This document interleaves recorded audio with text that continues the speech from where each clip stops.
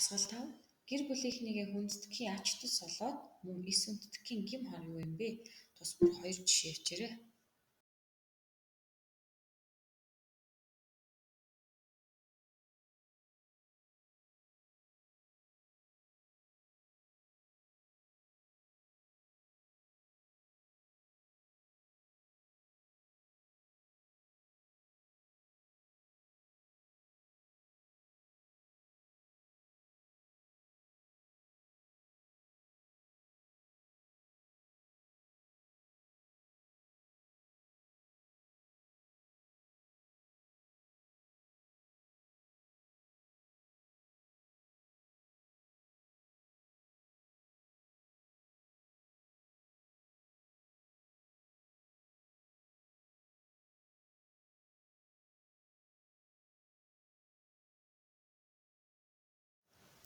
Хариултаа тулгая.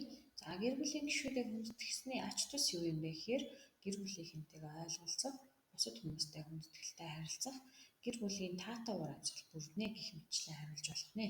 За мөн гэр бүлийн гишүүдээ эс хүндэтгэсний гим хор юу юм бэ гэхээр үл ойлголцол бий болно, гэр бүлд таагүй уур амьсгал бүрднэ гэх мэтчлэн хариулж болох нэ.